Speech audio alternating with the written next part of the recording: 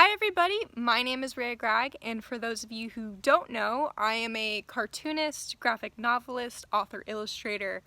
I kind of do run the gamut of creating books and just storytelling in general. So I thought it'd be pretty cool to show with all of you the process of how I created the cover for my up and coming graphic novel, MUP and The Mammoth.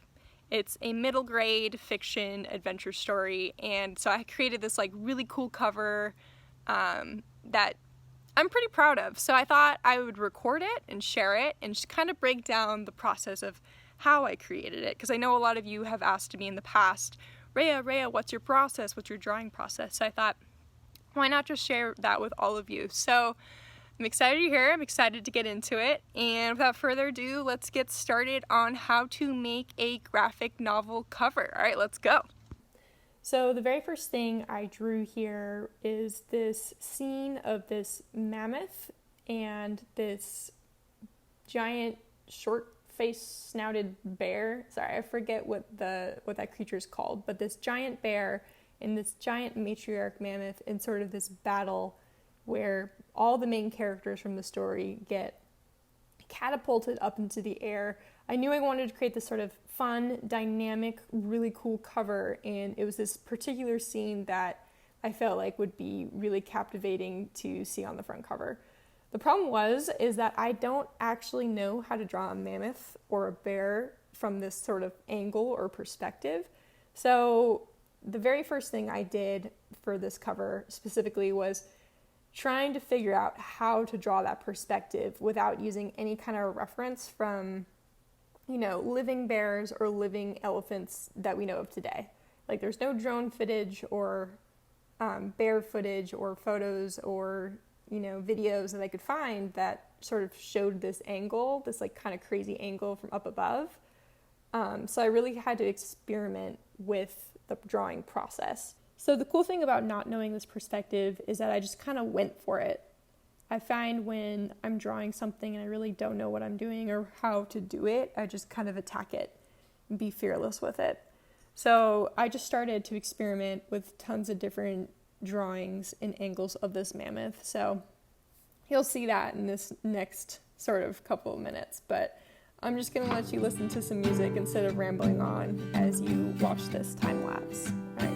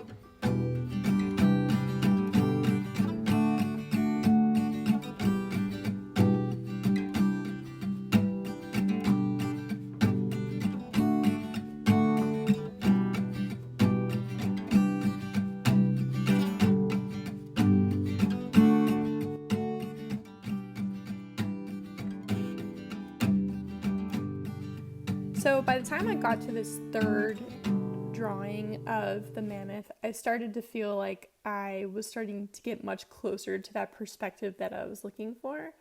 And the trick was to make the tusks and the trunk way bigger than the actual body of the mammoth and the bear. But yeah, so at this point I started to feel a lot more comfortable with my perspective. It took a while, but it was starting to come together.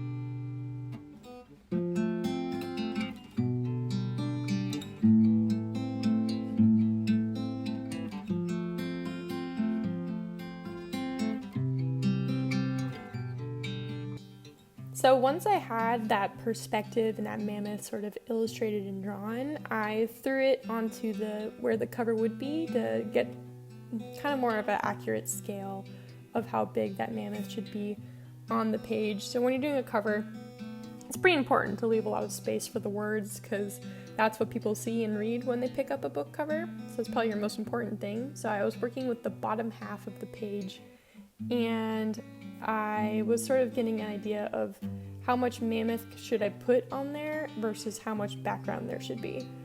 So I was kind of fiddling around with that.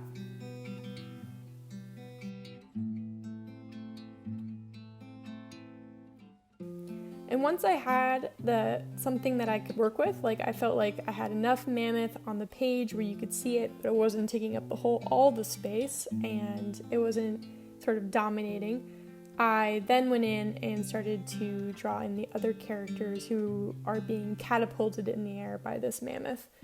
And this was a really fun part because I didn't have to worry so much about the perspective when drawing these characters. I just had to find a place on the page where I could get them to fit. And so obviously MUP takes center stage, and then what I would consider secondary characters taking up sort of the background. So yeah, I had to fiddle around with that next, and that was pretty fun because I do enjoy drawing these characters because I spent such a long time drawing them during the graphic novel making process. So yeah.